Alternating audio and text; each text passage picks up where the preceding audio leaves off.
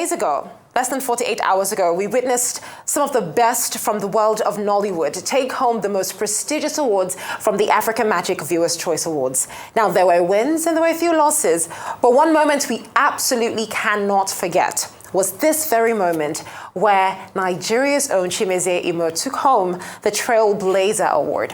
Now, this is an award that has come with so many reactions on social media from fans, from family.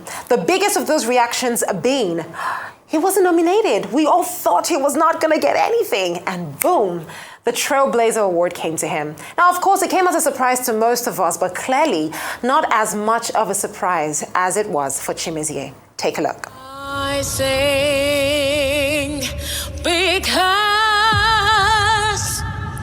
I'm happy.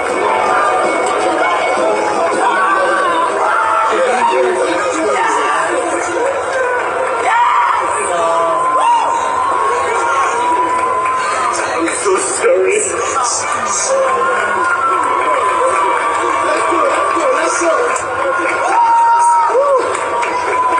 I just want to say a very big thank you.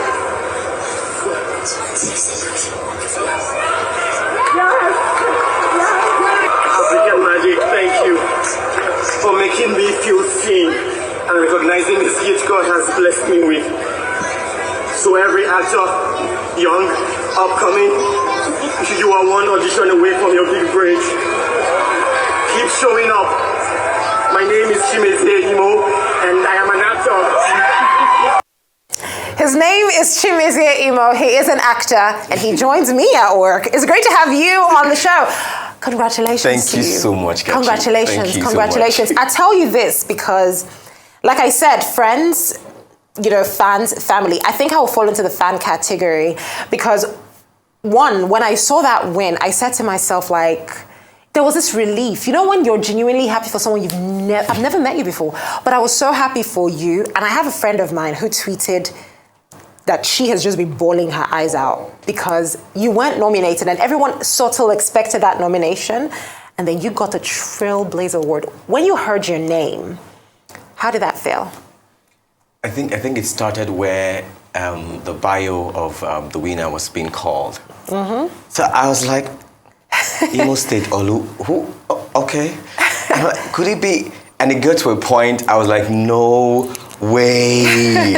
I was in shock. I was in shock. I didn't know what to do, and I just started crying on my seat. I couldn't stand. Olumide and some of my other friends, they literally made me stand up, to stage. I couldn't even stand. I was just on my seat. I was in so much shock. Oh my goodness. Listen, I want us to go back because I feel like one thing you said in your speech that really stood out was you're just one audition away from your big break. Talk to me about how you started in the industry. I schooled in Abubakar Tafawa Balewa University in Bauchi State, and I would take night buses to Lagos for auditions. Sometimes I get no's, and I'll take that same day back to school, to write a test or exam or whatever. So I was a big audition person because that was the only way I felt I could go through. I didn't have anyone, I didn't know anybody, I just wanted to audition, So I remember auditioning for the next movie star reality show. I was a runner-up, and that's how the journey started. And since then, I've been auditioning and auditioning. No, because a lot of people would say, well, auditions, I don't know about that. Speak on the importance of that in your journey starting up. Some people would say, well, you don't always get picked. And to be very honest, getting a no is not a very easy thing. Yes. How did you handle that? I got so much no's to a point where I started liking no's. Because whenever I got a no, it just pushed me to go harder. And when I went harder, I get a yes. So sometimes I just want a no to go harder. So I got to that point where I was so comfortable with getting no's. Mm-hmm. What's acting? What does acting mean to you? Oh, it's the world. It's the world. It's. I think it's why I'm in this world. I'm here to tell stories. Mm-hmm. It's just like my character in Breath of Life. In fact, the whole theme of Breath of Life is finding your purpose. Sometimes you're not living for yourself, it's for someone else. And I think that's why I'm here in this world, to tell stories and, touch the lives of as many people as I possibly can. When you were coming up, when you were growing up, is acting something that you always said to yourself, I am going to be an actor? Or is it something that you found along your journey? So I started acting when I was 6 in Wow. church. And at 9, I told my mom I was going to be an actor. But I was That was not quite going young. Yes, but I was not going to study acting. Okay. So I'm a science student. Oh, interesting. Welcome to the So, club. Thank you. I studied applied ecology in school. I was still acting. I knew I was not going to use it. I knew I was going to be an actor.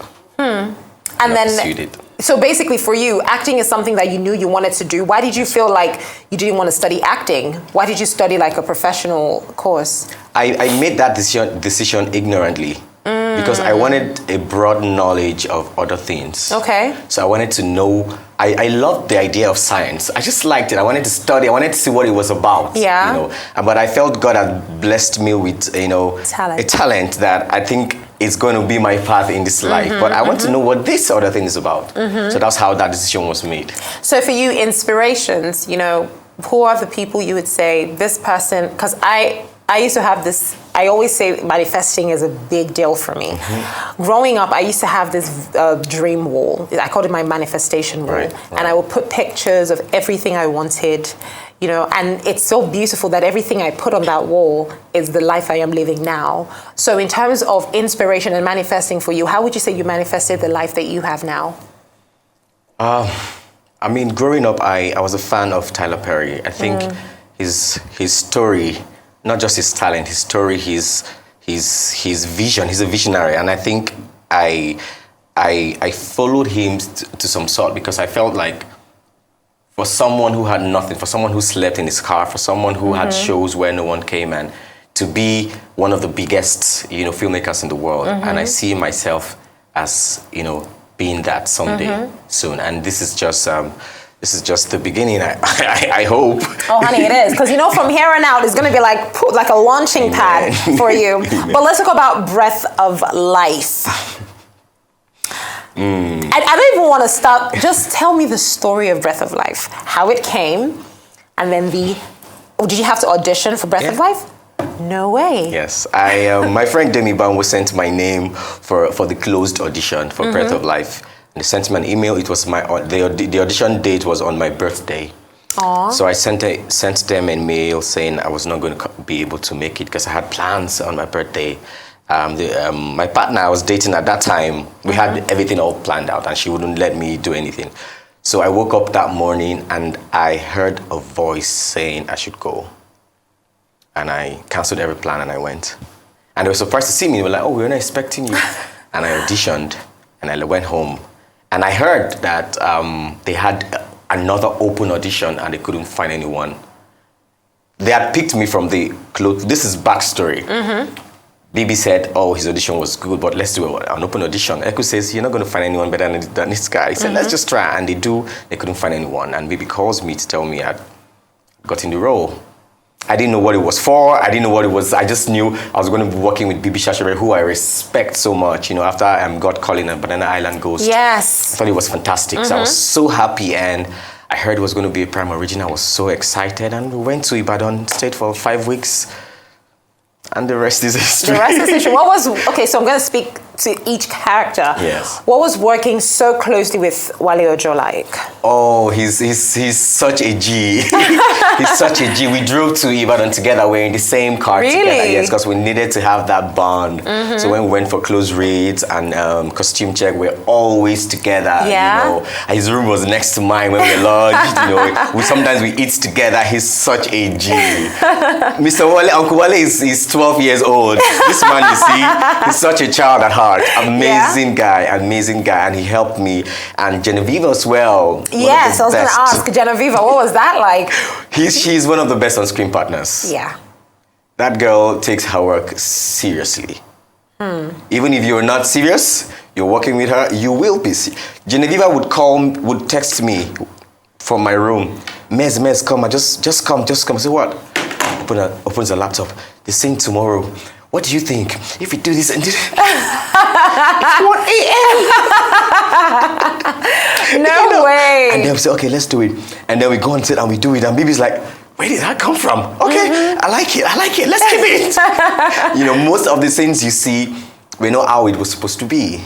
Most of them. But the director said, that's not what I had in mind, but I like it. So let's keep it. Wow. Yes. I have to say there was a strong connection there on set. But I'm not an actor, right? Right.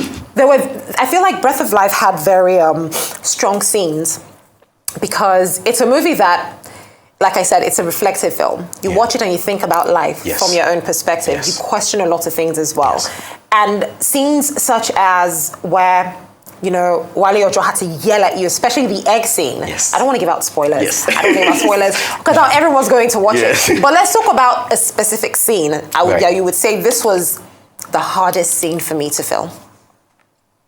I know people will not be expecting this, but the underwater scene was the most difficult. Yeah, I know it had only 7 seconds time, but I was underwater from 11 a.m. to like 9 p.m. I was in the pool. Yeah. I almost caught a cold. What? To get it, yes. Why? we had, it's filming, so what you guys see in Breath of Life, a lot of scenes didn't make it to the final cut. I'm talking huge scenes. I'm talking party scenes where we have about 900 people.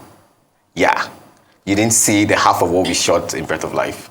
So we had to beep, and I'm a perfectionist. If you say we have to do it again, and sometimes if I don't feel comfortable about it, I'm like, Derek, can we do it again? Are you not cold? I'm already in the water, let's just, do it. So we're in the water, and it took so long lighting the water, and when I come out of the water, going in becomes colder. So I just had to stay there to get used to the temperature of the water. So it's comfortable. Yeah, so I stayed there for so long, and when I got out at night, my skin was pale and whatnot. Oh my goodness. So that was the most difficult scene to film in. Yes, because I had to rehearse, because Bibi said he wanted a straight 60 seconds underwater.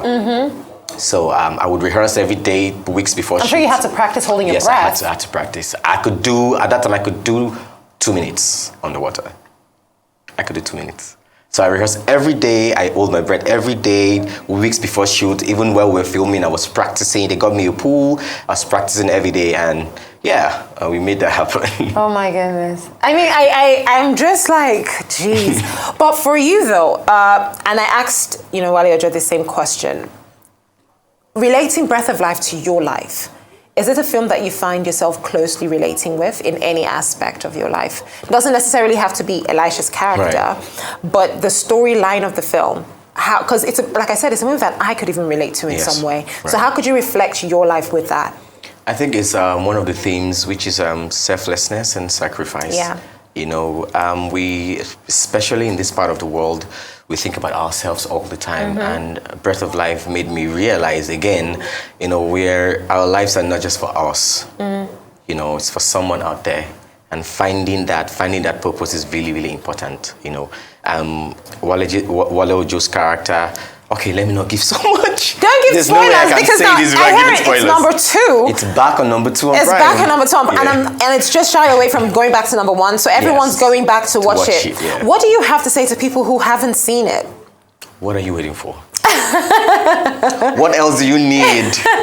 We had 6 awards at the MBCAs. Go watch Breath of Life again. If you've seen it, watch it again. It's a beautiful film.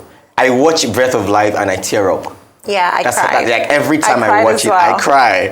I cried as well. So sometimes I think for me, there was one particular scene that I cried. I'm not going to tell everyone, but the love, I would say, because this is love that, and I'm not going to say between who, but I'm going to explain the love. Right. It's a type of love that it comes from a deep place, There were parts where, like I said, there were times I hated your character. I thought your character was just selfish. I'm like, what is wrong with you? Come on. But then there were times where I also understood your character. There were times where I hated Genevieve's character. So I'm like, she's rude. She's rude. She's so rude. I cannot speak to my elder like that, But there were times where I hated Wale Ojo's character. Where I'm just like, Uncle, can you just let? But that's what makes it interesting. The characters are human. They're human. That's how we are as human beings. We're not perfect. No matter how good you are, there's something about you that people just don't like. Yes, that's true. So what's next for you now? Great things, by God's grace. I just produced my first film recently. Yes. Hello. And we got selected for the Essence Black Film Festival in the US. It's happening in July in New Orleans. Yes, New Orleans. So I'm looking forward to that. And that's big. And I just released the trailer recently, and I'm happy. I opened a new company, and I'm open to working with a lot of directors, a lot of producers, a lot of actors, and making films and making money. You know what I like to do? Because I feel like this moment right here, in the next, say, 5 years, we're going to look back on it and be like, oh, you know, we had him when he first started on Arise 360. So you know what I want you to do for me? You know that thing you did on the stage where you said, my name is Chimezie, I'm an actor. I want you to look at this camera right here and tell the 5 years from you now, just tell him something that when you see, you will smile. The same way I look back on my vision board and I'm like, Kachi, you said you were going to get there and you did. What would you tell yourself that is 5 years from now? Dear Chimezie Imo, you're an actor and you're a great guy. And in 5 years' time from now, all your dreams will come true. You have such a good eye. I feel like that's an eye thing. That's the thing. You're like, even with the AMVCA, you look into the camera. Chimezie Imo, I'm so grateful to you for coming. Thank you. And again, congratulations. We celebrate with you because just like yourself, everyone who has a dream, every young person who has a dream and who has to strive to achieve that dream understands, you know, it's not easy, but we keep pushing and every single win counts. So congratulations to you. And we're looking forward to seeing the many, many amazing things you will do. Thank you so much for having me. You're welcome.